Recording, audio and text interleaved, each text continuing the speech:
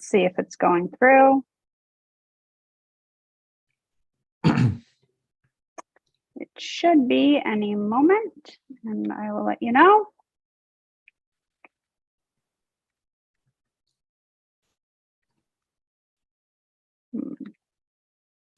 All right, we are live. Excellent. Okay, this is like the thing every time.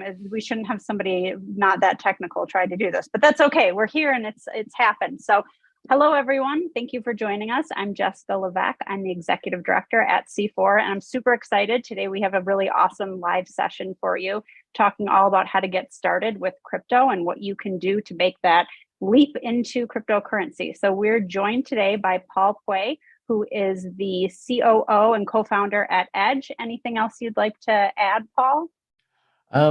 Gosh, thanks for the introduction. Yeah, I'm a CEO and co-founder at Edge, along with a good handful of others, and we've been building in the Bitcoin cryptocurrency space since 2014. Collective probably over multiple decades worth of experience, engineering inside of the cryptocurrency space. Excited to talk to everyone about this topic. It's one we're very passionate about, which is self-custody and the different types of custody solutions, both self and custodial, and what are the big trade-offs? Because I think that's one of the things that is very specific about this industry is it's very nuanced, and a lot of people like to take absolutes.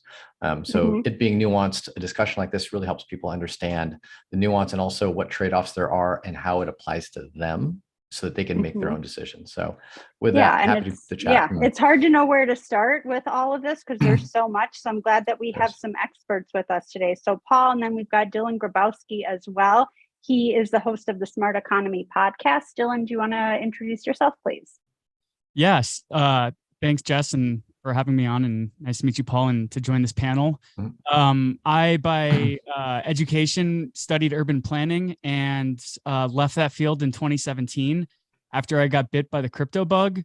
In 2018, I left that career full-time and started writing for Neo News Today. We're a publication that covers the Neo blockchain in a non-sensational, fact-based manner.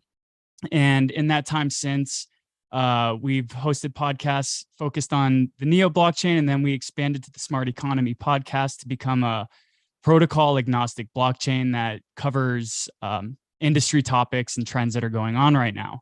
So I'm still writing for Neo News Today in the blockchain weeds every day, but something that I really look forward to with this conversation is kind of highlighting every mistake that you can make as a beginner and a newbie, because I did that. And I've I've scraped my knees since 2017 and kind of came in as a hobbyist, and I've just been here since then, and really excited to delve into this subject matter.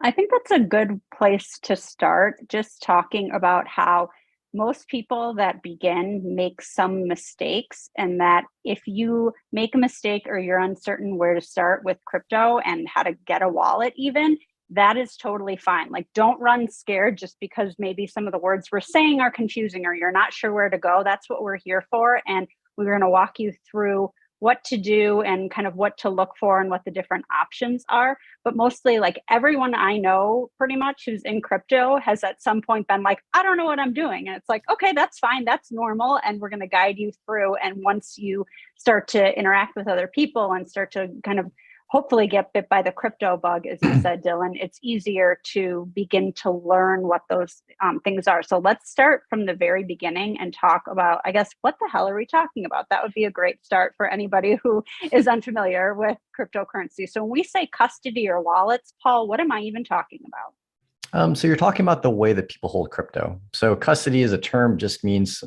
an entity or an action of holding some type of value or asset.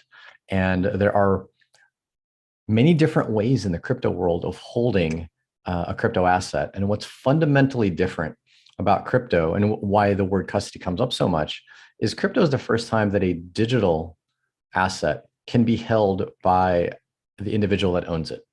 If you think about any type of digital asset you've ever had in the world, that is a money, that has properties of money, it's always had to be held by a custodian, anything. So whether it be a debit card, prepaid debit card credit, or a gift card, or actual dollars, All of those had to be held by a custodian. There was no way for you to hold it yourself. The only thing you could hold yourself were physical. So for the first time, we're now holding digital value, which means that we're now securing digital data. And before, data was the kind of thing, if you lost it, you lost some information, but you didn't lose money.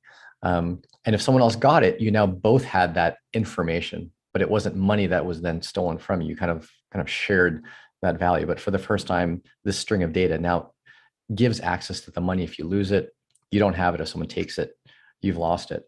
And so when we talk about custody, we're going to be talking about the ways that people hold that little string of data. What are the ways that they can hold it, and ways that they can secure it, and who can do it for them, whether it be themselves, a piece of software, a piece of paper, or the equivalent of a bank where someone actually holds it for you. So those are the different topics we're going to talk about today, and the differences and trade-offs. Yeah, that was a great intro. I like how you explained that, and that idea of this little piece of data and how it holds so much for you, but it seems like something that is maybe outside the realm of understanding for people who've never really approached this. And when you talk about it as like an actual wallet with physical coins, that seems like something that's normal, we can understand. But when we talk about it just being digital, I often hear like, well, is it real? And it's like, well, it's not like your wallet with all of your coins exists in a bank vault somewhere where it's just like sitting there ready for you to access anyway. So while it's different, it's also kind of similar to what's already happening. It just feels so different. And I think part of that's the terminology, but then also the aspect of being in charge yourself in some cases. And that can be definitely a challenge for people who haven't had that experience with something digital before. Absolutely. So, okay. Go ahead, Dylan.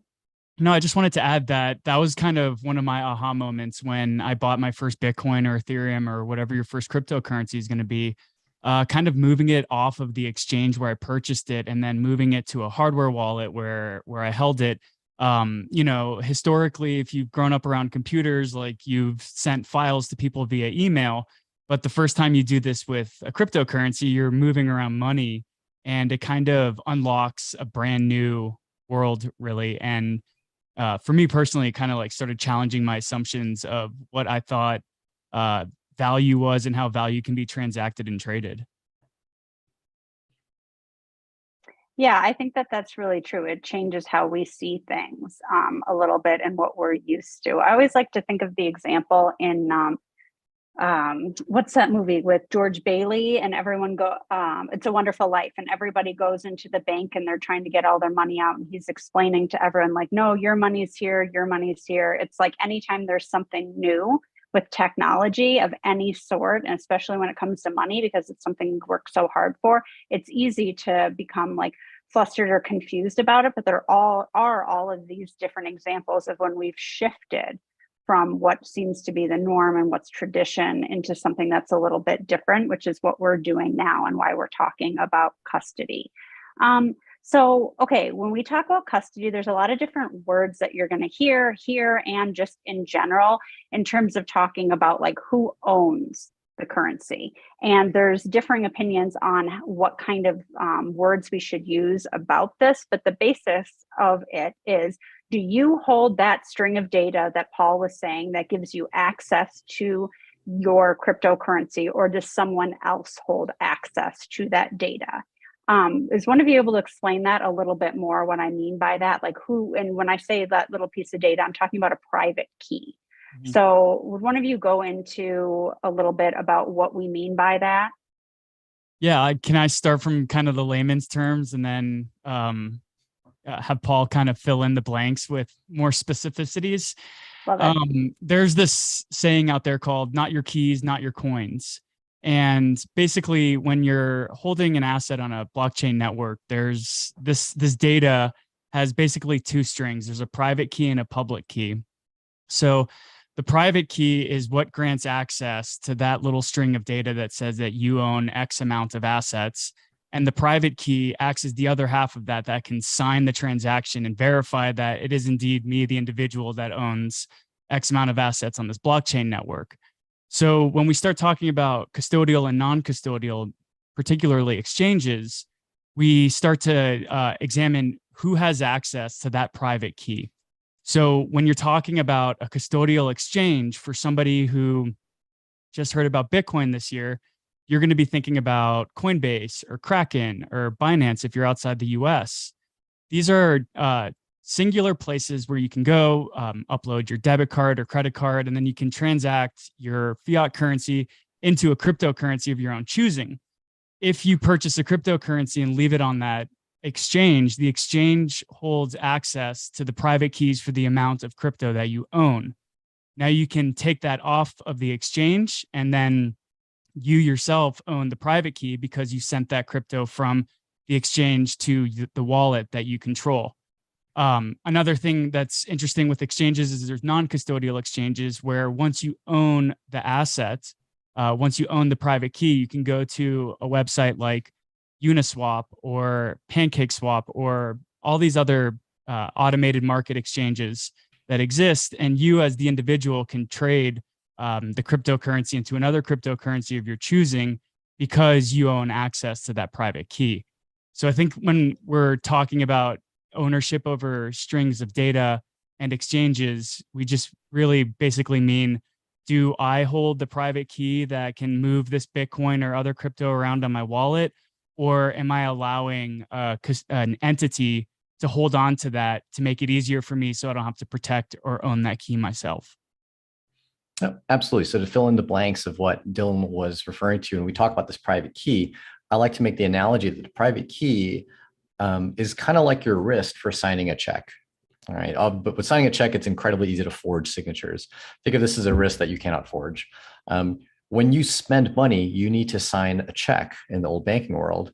In the cryptocurrency world, you still create this check, but it's digital. It's basically a message that says, send X amount of Bitcoin from my account, the specific account number, to this other account number. And then you have to sign it. And you sign it with the private key. It creates this digital, complete unforgeable signature, which then gets sent out to the network along with your check, right? That says how much to send and who to send it to. So owning that key, like owning your wrist, is what enables you to sign those checks. Now, from the viewpoint of putting that in a custodian, when you put that in a custodian, what you've effectively done is pooled all of your funds with the funds of potentially millions of other people. So there may not even be a single private key that is associated to your account. There may be, for 1 million people, a dozen private keys that are held by an exchange. And that's just a pool of everyone's funds. And when you trade money in that exchange, no money is actually moving on the blockchain. They're just in their own private ledger in their own database saying that money's been transferred from one account holder to another due to a trade. And it's only when you withdraw that some of those private keys then get activated by the exchange to sign a check that withdraws the money out into your own account. So that kind of gives it a little bit more nuance and depth of understanding what exactly is this private key? What is it used for? It's for signing these checks, these digital checks, effectively.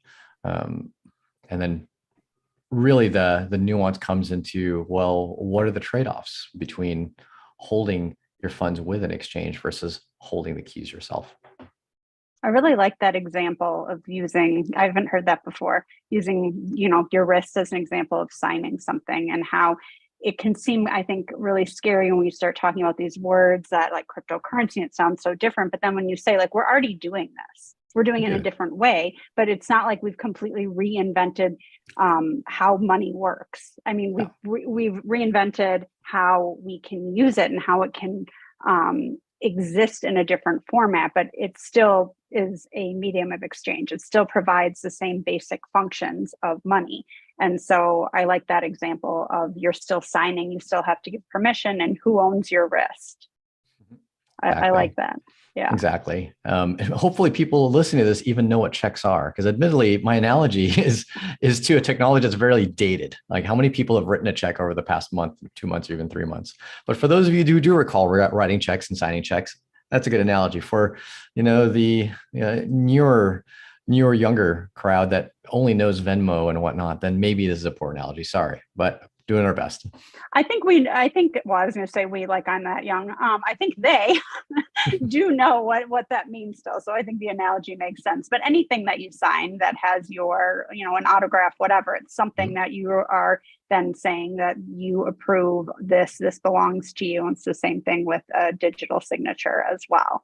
I think we've talked a little bit about the types of custody in terms of like who owns the private keys, but let's break it down a little bit. We've discussed something that's an exchange, like you brought up Kraken, Dylan, things like that. These are the places that you can buy crypto, and then you can also use it to switch one cryptocurrency to another.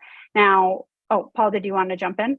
Oh, no, keep going. Okay. Well, I had a question that I think would be interesting for people who are hearing about this. So we're talking about using fiat or like US dollars or the euro or whatever to exchange it into a cryptocurrency. Now, let's say you use USD and you're exchanging that for Bitcoin, and you're using an exchange. We'll just use Kraken for this example. And you've purchased it on Kraken and it is sitting there on their exchange. Who holds the keys to that cryptocurrency? So I know the answer, but yes. Yeah. So on a custodial exchange like Kraken, depending on how you use some of these exchanges at the time that your trade settles, it actually could be either you or the service.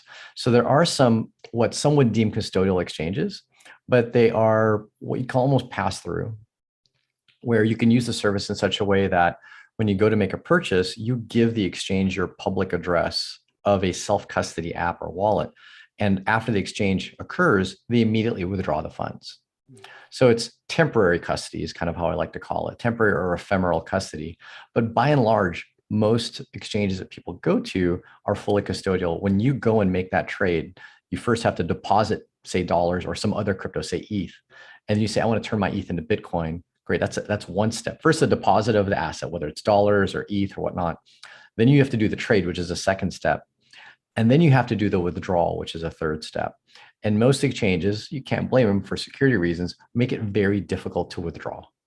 I've had an exchange go through 3 or 4 different factors of verification before I can get money out. And then they even make you wait a while before the money can get withdrawn. So the friction is very, very high from most of these services in withdrawing money out. But only once you've withdrawn money out into keys in an app where you hold the private key, have you actually taken self-custody of that asset. I want to make one thing a bit clear to people, because I think a lot of people try to think of, they associate, especially even the experienced and long-time crypto users, they use the term exchanges to mean custodial services and wallets to mean self-custody where you hold your keys. It's by and large not true at all, in the sense that you could be using an exchange that is self-custody, such as a decentralized exchange, or an instant, temporary custody exchange like a Change Now, Godex, those type of services. And there's also this category of wallets, though, that a lot of people don't realize have no exchange functionality at all, but they're fully custodial. I believe there's one called Wallet of Satoshi, a Lightning wallet. And by default, when you deposit Bitcoin on there, you do not own the keys, but it's, straightforward mobile app. It's got your QR code, deposit some Bitcoin. You can scan QR code, send your Bitcoin. So it feels like, kind of conventional self-custody wallet, but it's actually fully custodial. So that's a question you really need to ask. Don't say, is it an exchange or a wallet? Say, is it self-custody or is it custodial? Those are the nuance that people forget about, and they get led down an incorrect path. That's such an important point. I'm really glad that you brought that up, because the semantics does matter, right? And it's hard to keep up with it. Like you said, things change, and especially in this space, it's like things happen so fast. It is really hard to keep up with things. So I think that it does matter, at least in as far as knowing where your money is, where and how it's being held, and do you have control over it, and do you want control over it? Yeah, I guess that's probably a big question: is do you want control over it? And maybe we can kind of go down that path. Why would you want control over it? Why might you not? I think that, I would be interested to hear from both of you why. And then I have, I think, a perspective that might differ from that, but that I've heard from others that I think is a valid point as well. So Dylan, do you want to share your thoughts on this? Yeah, I mean, when first getting into crypto, it's really easy to just buy Bitcoin and hold it on an exchange, because you don't have to think about your own wallet. You don't have to think about what a seed phrase is, how to protect it. You don't have to learn about the nuances of private keys, public keys, or anything like this. And these, the more popular exchanges are trying to make this feel very familiar and very easy to be able to swap your assets from a fiat currency into a cryptocurrency. And it can be even easier to think that you're 100% safe while you're leaving your assets on there, because after all, this is a big name exchange, managing billions of dollars under management. But throughout cryptocurrency's history, there have been hacks on exchanges and there have been shutdowns, and none of these major exchanges offer the same type of insurance that like a bank or maybe a traditional brokerage might offer. So that's something that we need to take into consideration when we're first getting into this asset class and starting to own these digital assets, is that we're still kind of in a gray area, a wild west frontier with regulations, with who these custodians are. And if there's an incident where they lose a bunch of user assets, which users are going to be able to get compensated first after these events? Quite often, it's not the retail user that is at the forefront. So these are the sort of considerations we have to start to take into our perspective when we're buying our first assets. Will this entity that's taking custody of them be able to outlast my ability to hold on to these private keys myself? Yeah, and you bring up an interesting point that I'm going to guess a lot of people are going to ask, well, how are we going to be able to get to the point where we do have the same level of insurance for crypto as we have for dollars in a bank account? And I'm going to posit, which people could disagree with, that we're never going to. And so some might go, well, why not? We have that system. It's just money. It's money in a custodian. Why can't we insure it? Biggest reason is if you look at how insurance is actually provided, like billions of dollars of insurance for fiat money, is it's the FDIC insurance is insured by the Federal Reserve, right, and the governments. And what do they have the power to do if money gets lost by one of these custodians? So they have the power to simply print more. That's something you don't have the ability to do with Bitcoin. And if you don't have that ability to do it with Bitcoin, then you simply can't lose, you can't lose the money. Or you have to pay a significant amount for that insurance. And realize that you might be able to leave money in a bank account by and large for free today. And they do that because more money can get printed to compensate for the custodians to hold that money, basically free loans. But since you can't do that with Bitcoin, expect that services that hold your Bitcoin are going to start, and they kind of already have, start charging you to hold that coin for you, because it's work. It actually is a lot of work to secure billions of dollars worth of Bitcoin on behalf of millions of users. And so they're definitely going to want to charge for that service. And so it's going to behoove you, if anything, for also just a cost benefit, not just the security benefit, to start using the services and tools that allow you to hold it yourself. From the viewpoint of like, well, why may you not want to hold the crypto yourself? Admittedly, everyone in the cryptocurrency space in some way, shape, or form is a trader. I hate to say it, we're all traders. But people think of traders as like day traders, like they're constantly looking at the charts, doing technical analysis, figuring out, barfing cow, something, whatever cat, what kind of, trading signals. What do I do next? But there's also just people that trade on a very, very long time horizon. Think like I buy and hold over 4, 5, 10 years. That's still kind of a trader, right? Just it's all gray area. You trade in short windows, you trade in long windows. And to answer the question of, why might you not want to hold your keys, is if you are someone that trades in a very narrow window. Currently today, it is difficult, slow, and expensive to be able to make trades of cryptocurrency that actually send and receive funds in and out of your own keys. Right? That means you're actually doing transactions on a blockchain. It costs network fees. They might have to come back on a different blockchain that costs network fees, and it's slow confirmation times and whatnot. And so if you're a frequent trader, depositing your money in an exchange and then just trading there where there's no actual blockchain transactions is faster and by and large cheaper. And for now has a lot of liquidity. And I couldn't fault someone. Now, granted, the tighter window you trade by and large means higher risk, right? Just generally means higher risk. Day traders are considered higher risk people than long-term investors. Well, if you want to be a higher risk trader, well, guess what additional risk you're going to just simply have to take is the risk of holding your funds with a custodial exchange. But you're already a high risk person. So, right, you've got that risk threshold, then great. Just know that this is an additional risk that you take.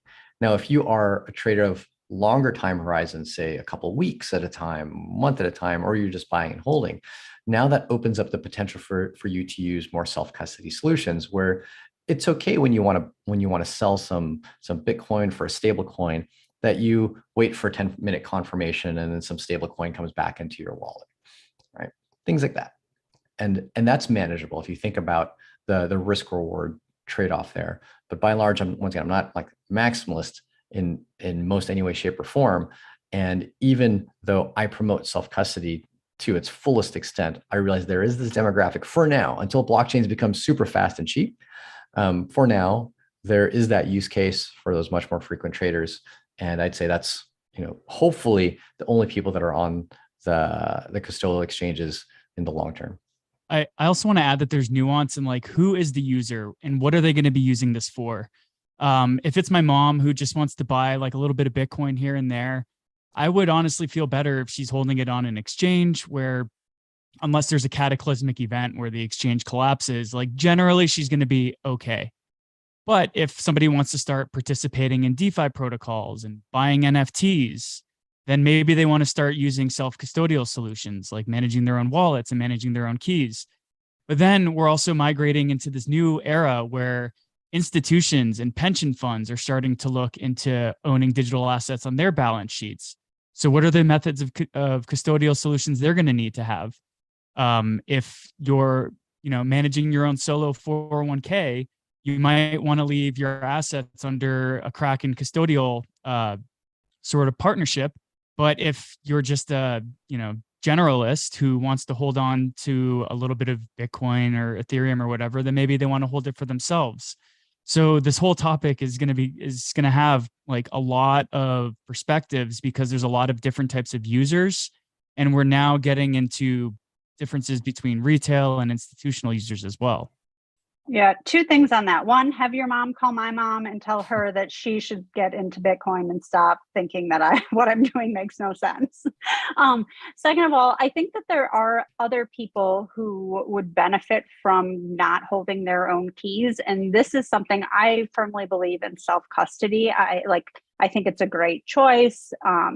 But I was talking to somebody about this, and he was saying that he trusts himself much less than he trusts these exchanges because he doesn't feel like he can keep track of things. He's like, I lose my keys, I lose my phone.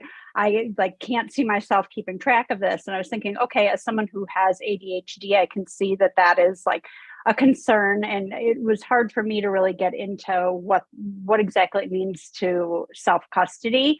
It took a while for me to wrap my head around that. Before I got into crypto, I was the person that couldn't keep track of my passwords, didn't know what a password manager was. So I've really done quite a shift. But this person was saying that for him, he doesn't feel like he could self-custody. And I wouldn't want to encourage him to do something that would make him feel uncomfortable or uneasy. And maybe that isn't the right path for him. I do think baby steps as well. So maybe you start with an exchange and then you start with a very small amount that you can afford to lose. And then you learn what the next step is and how you can hold your own private keys and how to keep them safe and all of that. So it's not just either you start at self-custody and you do it that way or you don't do anything. I think there's Stephanie Murphy explains it as the stairway to self-sovereignty. So you start and you build up gradually and as you learn more about the technology. Paul, I feel like you had a thought or an opinion on it, and I would love it if you do, because I think that having these different opinions and slightly different viewpoints is what makes what we do here at C4 really useful, because it isn't just a one-way street. It can be everyone has different opinions and we'd like to hear them. Yeah, that category of user that whose mentality tends to make self-custody difficult is one of the more challenging pieces of our industry. There's people that, okay, it's hard, but I can figure it out, and I can mash through it.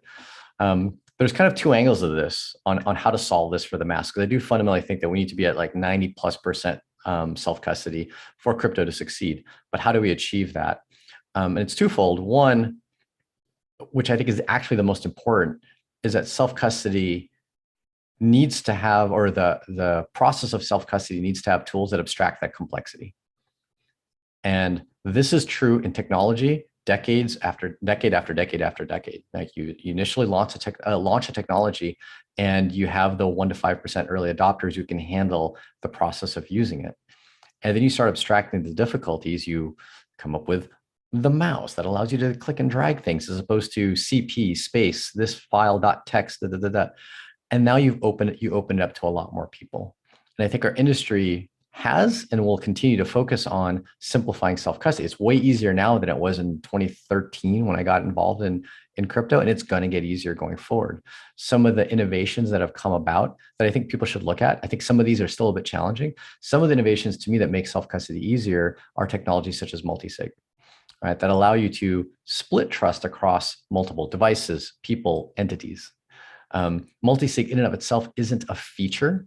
I think people shouldn't be looking at multi-sig as like, oh, does this thing support multi-sig? Therefore, that's why I'm going to use it. No, it's multi-sig is just a tool to build something. Now, what is that thing that's been built with multi-sig? An example thing that's been built, and an app that I've used for its multi-sig capabilities is one built by the company BitPay, and CoPay being the application, which lets you have multiple devices that are held by different people that hold a set of keys, of which some subset of keys is needed to sign in order to send money. For that person that feels very, unsure of themselves, I'm not sure if I can handle a key. Imagine they need to ask themselves, are there people in your circle that you have at least partial trust in? Not full trust, but partial trust in. So think, for example, one of your close friends and maybe a family member that might not even know each other. You just have a close friend and a family member. You can hold one key, that close friend can hold another, and a family member could hold another key. And at any point in time, in order for you to send money, you need two of those keys. And so if you lost one, you still have your family member and your friend, right, to back you up. If they lost it, you and the other, if they, as in like your family member, lost it, you and this friend of yours may still have a key. It's this concept of redundancy, right? Fault tolerance and redundancy, because we're imperfect. If you think about it, this is somewhat mirrored in contracts, like legal contracts, and especially contracts with financial services such as banks. If you've ever had like a shared checking account, that account can require certain signatures. Say a corporate account, you need the CEO plus a COO to sign. And if either of them are missing, then the specific law firm can sign. Exactly the same. We talked about the wrist being, the private key to sign a check. This is exactly the same scenario. And some of those solutions do present more forgivability to users. And in that sense, even without multi-sig, single key solutions are becoming much more forgiving as well. Abstracting having to back up the key. That's the thing we do at Edge, but other companies are focusing on that too, being keyless or seedless, as you might say, abstracting out that technology. And that, I think, is the forward future that people should look for, especially if people feel a little bit uncomfortable. Look for tools that say, yes, this is self-custody, but we abstract out some of the complexity. And then look at feedback from the people that bridge the gap. Right. There's, I think, key people in the industry that bridge the gap, being they appreciate the simplicity and the abstraction, but they also are technical enough to understand what's going on under the hood and then promote it. So yeah, people like at C4, I think, are valuable from that point of view. Yeah, I wanted to jump in too, because you said your first example was about, your wrist signs that you've got, that you're making that digital signature because you have your wrist. It's the same thing where you need multiple people to sign it. So there are multiple wrists in there that are going in and making this signature. So multi-sig stands for multiple, I'm guessing, signature. So, okay. I've always said multi-sig, and then something I'm like, wait, is that actually what it stands for? Okay, so multiple people are going in, they're doing the signatures. And so that is what the phrase multi-sig stands for. So that is an option, like you were saying, Paul, for somebody to have control over their assets, but have it kind of a backup. And you can also be your own multi-sig. You can hold more than one private key yourself that maybe you've put in different places so that you feel more confident that in that. I don't know that that's necessarily the best idea if you're someone that's losing things, but it is an option, you know, if you want like 5 of 7 or something like that. Yeah, actually holding all the keys yourself still in a multi-sig can actually still be much more forgiving, even if you don't have anyone else outside of you holding any keys. Think, for example, the case where maybe you have 2 keys on a device that you have available ready to spend, and it's, say, a 2 out of 5 multi-sig. You can then take the 3 other keys and distribute them in places that are, you know, around your normal daily life, whether it be home, work, car. Not that I recommend you doing that because I just said it. You know, people might actually look for it in those locations. But if you have that, should you lose your device, now you have these other places you can go to recollect the keys necessary to be able to spend funds. So multi-sig and just redundancy in general, whether it's redundancy between different people or redundancy within yourself, helps make things more forgiving for those people that feel a little bit anxious about self-custody all on their own. Yeah, when I got my first hardware wallet, I thought I triple checked my seed phrase and put it in correctly. And 2 years later, I bought another hardware wallet and just tested my original seed phrase, loading it into the second wallet, and I'd written it down completely incorrectly. Ooh. So had I lost the access to my original hardware wallet, there would have gone all my digital assets.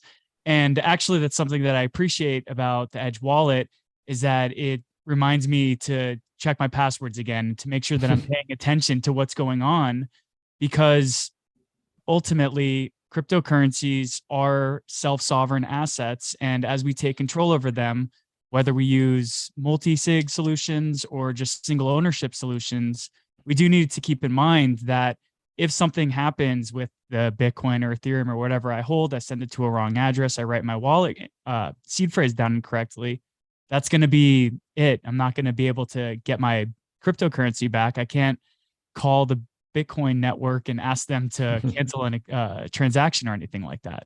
That's right. And actually, you bring up a really good point, which is hopefully maybe our first tip to the audience in general, is no matter what solution you're using for custody, realize that there usually is a backup. There should be a backup in that solution. Even in, if you think about even fully custodial, right? In a way, your ability to re-access your funds is through your credentials. And the number one thing I would say is, if you haven't used the solution before, feel free to test its backup. All right. So that's the one thing, like, you know, Dylan, you just brought up, hey, I didn't test the backup until I kind of needed it, and boy, it didn't work.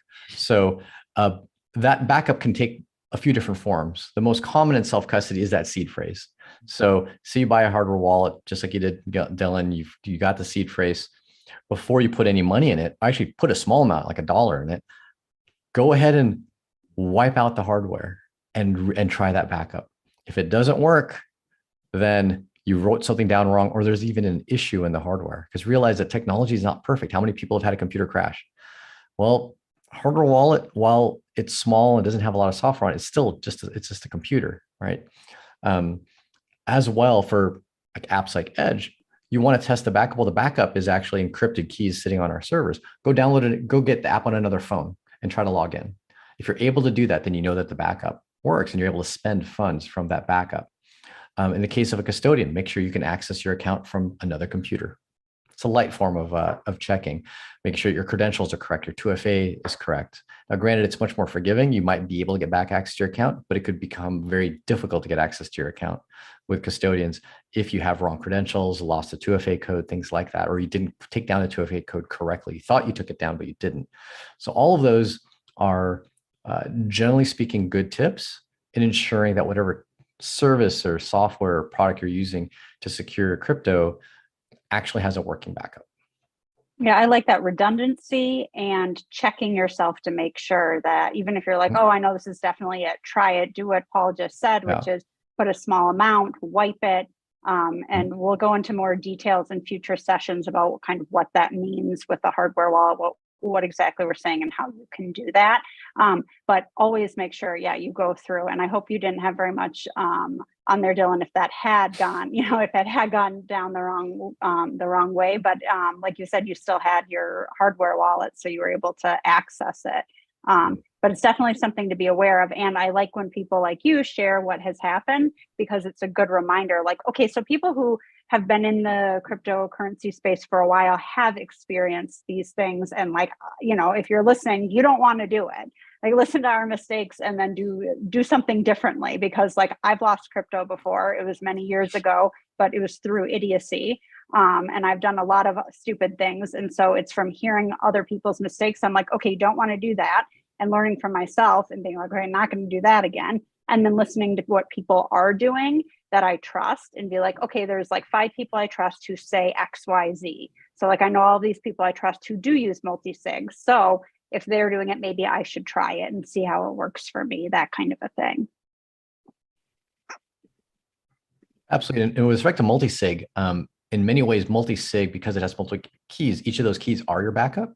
So they might not necessarily have a seed phrase that you've written down, but check the multi-sig. So if it's a 2 of 3 multi-sig, and then there's 2 keys that you specifically use all the time, pretend one of them's missing and use the third, right? Unless you've checked that third works for signing a transaction, you don't know that then it's not really your backup yet. So backup is only a backup when the backup itself has been tested. That's a generally good rule of thumb. I just want to pick your brain, Paul, real quick. What are some safe ways to store seed phrases or private keys? Like I've heard of people edging them into like iron plates and then digging them into or burying them in their backyards. Some people just write them down on a piece of paper and let it be. What are some good kind of practices? So this is where you're going to delve into probably the most controversial opinion that I hold, which is I really, really, really hate actually ever having to touch a mnemonic, a private key myself.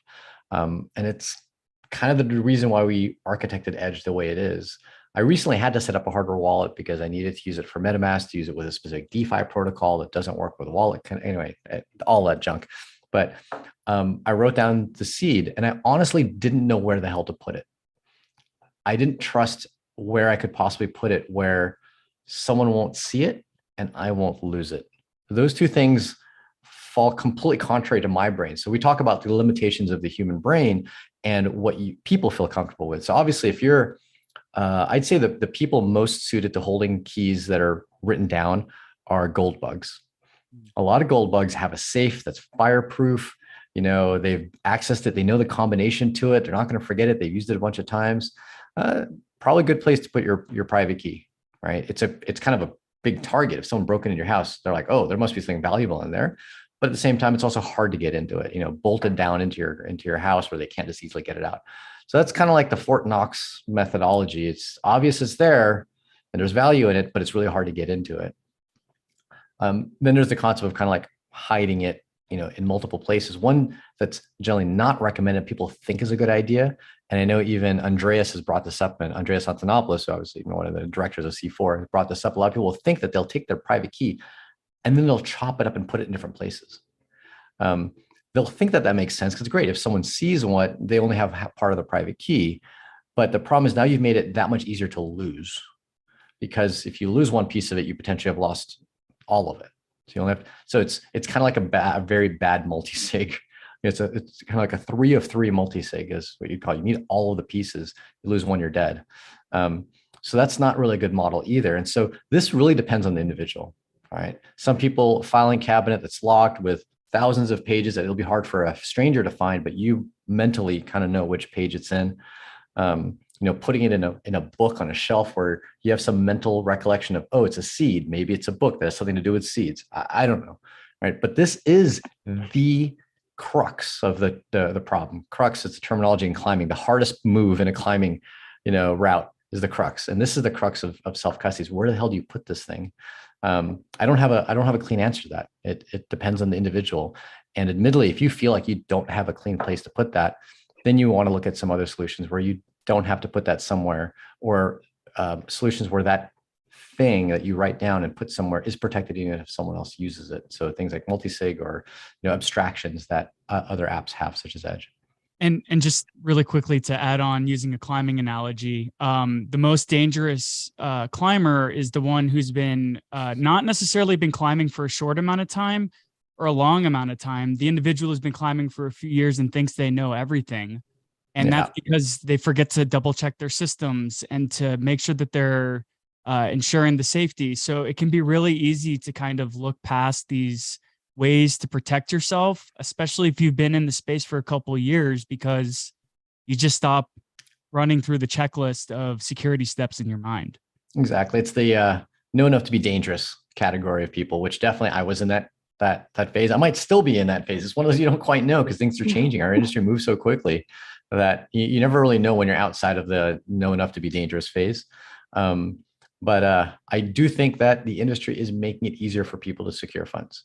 Fundamentally, we slowly hear less and less of people screwing up the private keys, screwing up the backups, but it still does happen. It still does exist.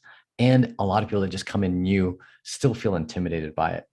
And so, yeah, I wish I had a better answer, admittedly, Jessica and Dylan, but I don't really have a good answer because it's so individual. Maybe you can cover who you guys have talked to. I mean, I'm a little bit biased. We push people into a platform that doesn't require people to write down seeds. But for the people that you have onboarded, Dylan and Jessica, I'd love to hear like a couple types of personalities that you've ran into. And based on those types of personalities, what have been the methods that you've recommended for them to back up an actual like written or etched mnemonic master private key? Just real simple. I just try to remind, it's normally younger folks who their first console was probably like Super Nintendo or Nintendo. Mm-hmm. And one of my big things is to always keep your seed phrases off of anything that can touch a cloud. So I generally recommend either people write them down and store them somewhere securely, or use a very basic word pad like Notepad on Mac and input the seed phrase into there, and then store that on a USB drive and ensure that nothing is ever saved on your computer, because your computers can get uploaded to, like my documents get uploaded to the cloud. Don't store that on anything like Evernote or Notes, anything that touches anything beyond just what's happening on my local hardware device. Do not store anything there at all. Those are my two kind of entryways into creating or managing your own asset, private seeds.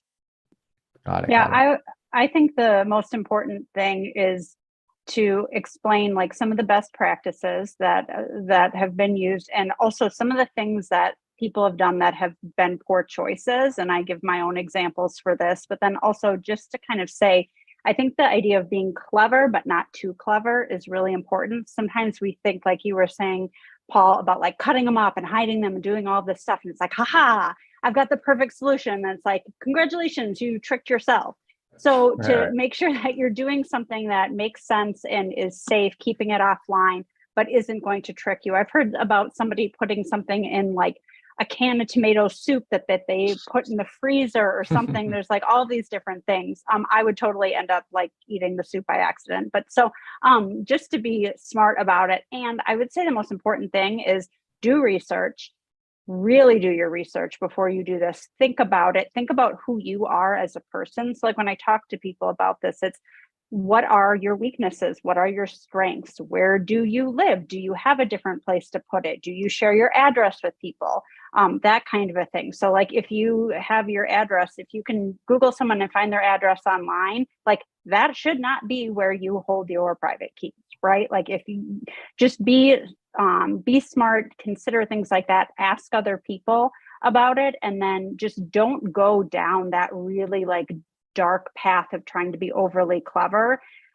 Simple can be good, but simple and very private, and you're not sharing it with a lot of people. So like, I wouldn't say obviously what I do with anybody, because that is something that is just private to me. And then I also have like an inheritance plan. If you guys are familiar with Pamela Morgan's crypto asset inheritance planning, those two things, I think making sure that you are clever enough that you're not going to expose it, but also not so clever that if something happens or when something happens to you, that you don't have all of your funds lost for other people. Because that's the other side of it, right? If you are so clever that only you can find it and there's all this stuff, well, then what happens if something happens to you and then there's no access for the people that you're likely want to support and take care of?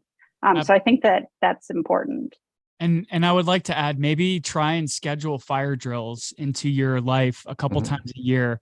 I know somebody who stored their assets on a password manager, and that password manager just got hacked.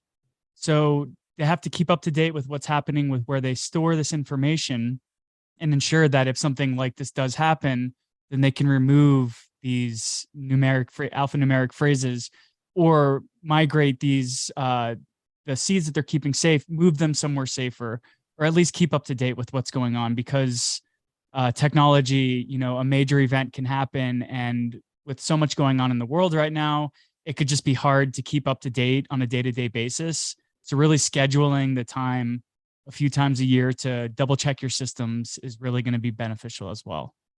You bring up I like that. An interesting tool that I know gets both praise and some flack for its existence, is password managers. Highly recommended for just general passwords. But if used properly, now that I'm actually thinking about it more carefully, can actually be used as a good seed backup method. Now, a lot of people say, don't let the keys touch your cloud. Don't let the keys touch the cloud. I'm not opposed to keys touching the cloud, except that in what form? Obviously, unencrypted keys in their clear text form should not be hitting the cloud, right? That's huge danger. Don't put that in any kind of cloud storage. However, if you think about it, a key that's encrypted and encrypted with a password that's just as strong as an actual key is unbreakable in the cloud. If you encrypted your key with 12 random words, that is just as secure as your 12 random words. Well, what's the benefit though? So let's ask ourselves, what's the benefit of creating this encrypted key and then still having to secure the password that you need to decrypt it? So if I'm like, well, that's great, I still have to secure these darn 12 random words. I got to write them down one way or another. So Paul, what's the point of me doing that? Why don't I just write down the 12 random words and be done with it? Well, I deal with password manager encrypting. Well, there's one big benefit is if you think about it, if you wrote down those 12 words of your master private key and you put it in, God forbid, under the keyboard at work, if someone sees that, your money is gone, right? It's just gone. However, if you instead wrote down the password to your password manager under your keyboard, that password can be two-factored. You can two-factor a password. You can't two-factor a private key. So someone seeing that would still have to bypass the two-factor protection on your password manager account. Either get access to the email address, if that's the form of two-factor, or the Google Authenticator code, if that's the two-factor. They'd have to just get something else. I'm not saying that it's hard to get that something else, but it's hard to get both. It's hard to get both that password that you wrote down somewhere, as well as getting access to this two-factor method of some sort. So doing that may require the same amount of written down backup as just writing your private key, but it adds this one extra layer of security, and that someone can't just see one thing and take all of your money, but still it does provide this backup. So that's something that I have recommended. It's actually how some other apps that inspired Edge work, is through this concept of encrypt the data, back it up to the cloud, encrypt the data, back it up to the cloud. Because with the cloud, you can impart other layers of protection, specifically two-factor. And I think that's a valuable thing that people don't get by just simply writing down their key.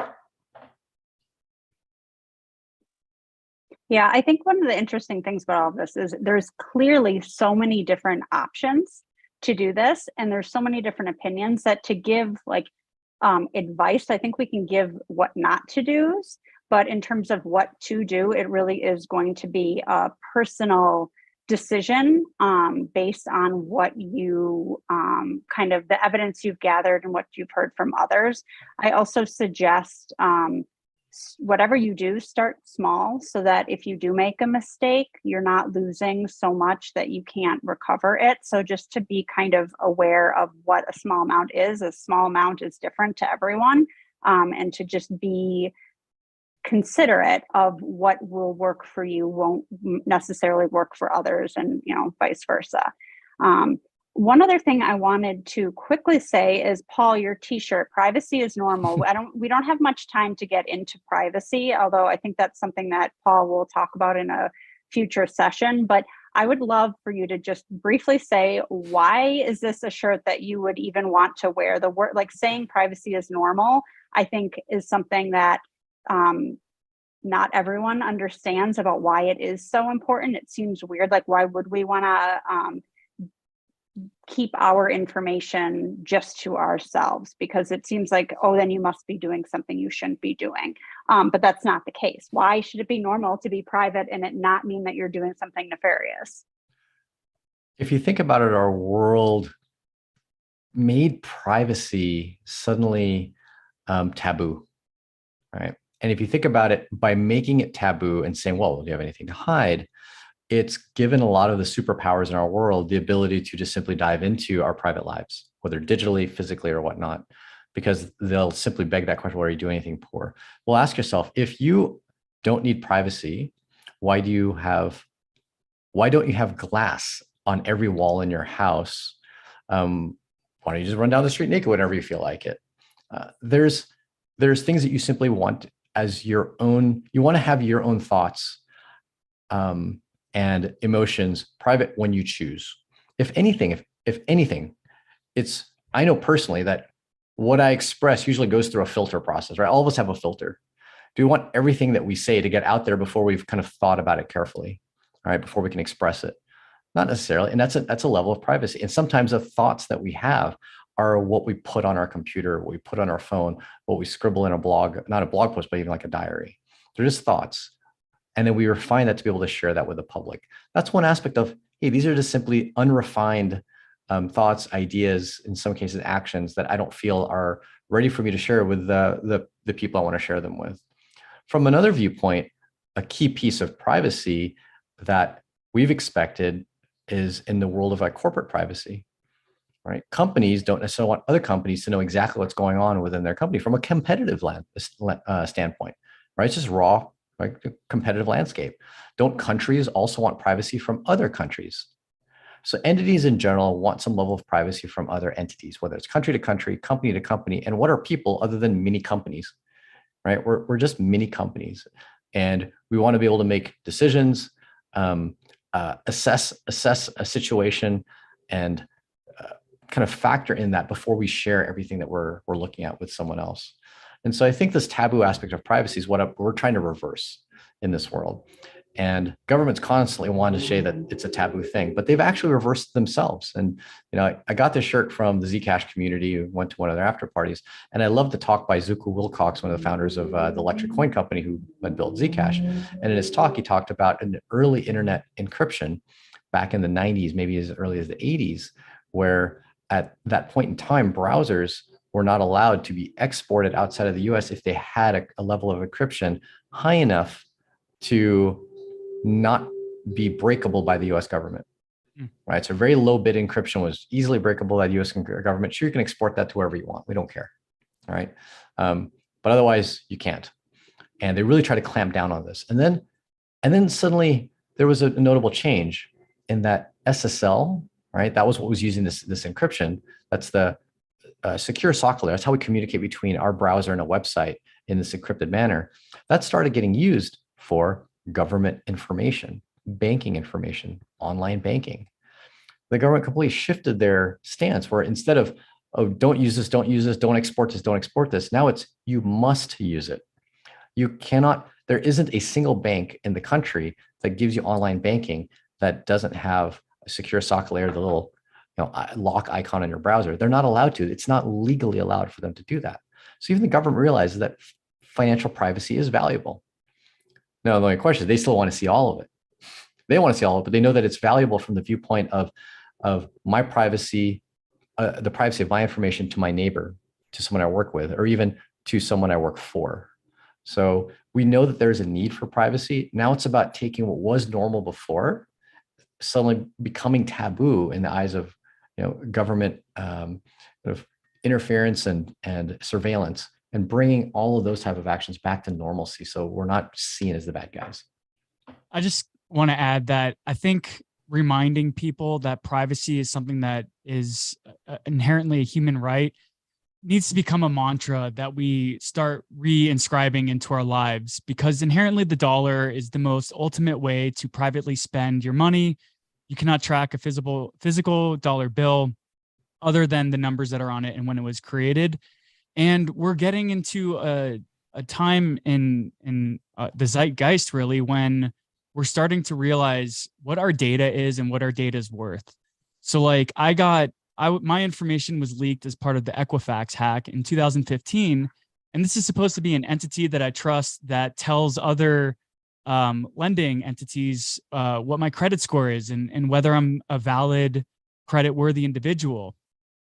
I think that if my data was private and I owned it, then I could choose to allow what entities are seeking my credit score or not. But instead, I had to put this, my social security and information with a centralized entity. So by reminding people that privacy is normal, we're also ingraining that we want our data to also be our data that we choose to share with people whenever we want to and when we don't want to, as opposed to storing it with a third party. And I think this kind of gets in line with the social recovery that Gil is talking about in YouTube chat. I'm not sure specifically to the specifics of what that is, but I would imagine that I could have a Web3 sort of entity that I allow Facebook to show, my name, but not my birthday. And I should be allowed to share what I want with people and not have to give permission to some sort of third party that acts on my behalf. Actually, the privacy is key for security in that respect. If you think about social recovery, and I think what was being talked about on the chat here is the ability for us to use our social network to recover our funds. And I alluded to that in multisig, where you could have a key held by a family member and a key held by a close friend, and then you hold one key. Well, it's an important piece of privacy for no one else to know who are those other key holders for your account. And sometimes it's even a valuable piece of privacy for them not to know each other. For, if it was my mom that held one key, I don't necessarily want her to know that it's this specific friend. Or if it's my friend, I don't want it to know that it's my mom, because now they know what's necessary for them to spend my money. So privacy helps beget security in many ways. And that's a piece that people kind of forget about. Keep things private for your own level of security. Yeah, I mean, I think these are really important points. And Paul, you and I, so I don't think I shared this at the beginning of our live stream, but Paul and I started talking a while ago about doing some educational sessions between Edge Education and C4. And so this is the first session of that. And so we had Dylan on to join us to talk about this sort of foundational aspect of cryptocurrency, which is, how do you even store it? What do you do when you get it? And so we've talked about that a little bit, and we've jumped into this conversation about privacy. And I think that's something, privacy and security, that Paul and I are going to talk about on a future session when we do this again.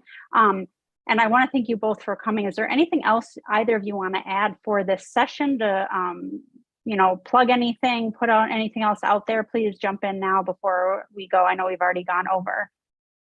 Yeah, I just want to hammer home, triple check everything you do, measure 5 times, cut once. It can be so easy to be your own enemy. And in this world of self-sovereignty and self-custody, you only have yourself to rely on. And while that can be kind of a scary concept, it's also the power that's given to us by taking custody of our own digital assets, that nobody else can access them but us. So I guess with great power comes great responsibility, but make sure that you're always keeping up to date with what's going on and quadruple checking everything you do. So I'll leave with a kind of a nugget note that I know is kind of, once again, more promoting self-custody, but it's the realization that I want to share with people that of the millions of people, if not tens, if not hundreds of millions of people that are now getting into crypto, if you ask yourself, would crypto have all of these fans? Would it actually be something groundbreaking? Would we have conferences literally every single day of the year? At least, back in the days when we had conferences every single day of the year. Would we have all of that and meetups in almost every major city in the world if Bitcoin, the original cryptocurrency, could not be held in a self-custody manner? If it couldn't be held, would this be as groundbreaking of a technology? Would it have any benefit to the world above and beyond what we already have with just digital dollars?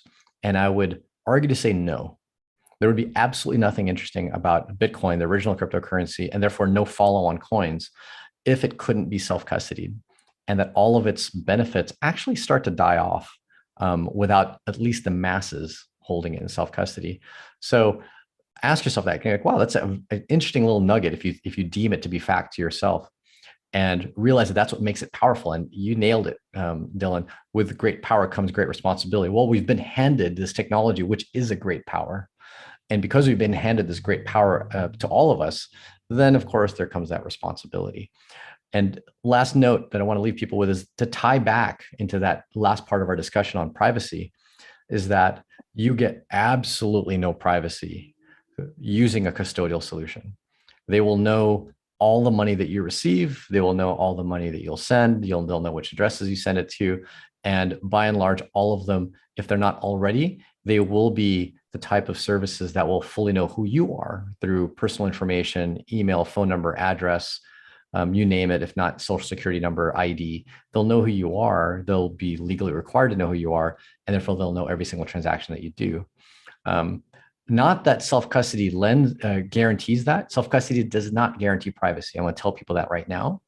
You have to evaluate the self-custody solution that you're using and how it talks to the network and what information it collects. That's a whole topic of conversation that maybe we'll do again for another series. But know that you have no hope of privacy with custodial. You have some hope with self-custody, but we'll look into that one a little bit further. And so that's what I'll leave people with. Yeah, thank you so much, both of you, for being here today. Really appreciate it. To everyone listening, please, if you have questions, you can respond in the YouTube comments or on Twitter, and we'll get back to you later. And we hope this is educational. We value your time, and we hope that we learned something from this. And please get started with crypto today. If you have questions, we're here to help you, because we really care about this, and we think that what we're doing is important, and we want to onboard more people into cryptocurrency. So Paul and Dylan, thanks for joining. And Paul and I will be back in 2 weeks. We'll be sharing on social media when we'll be meeting again to talk more C4 plus education. So thank you all for joining, and take care. Thank you. Thank you. Bye.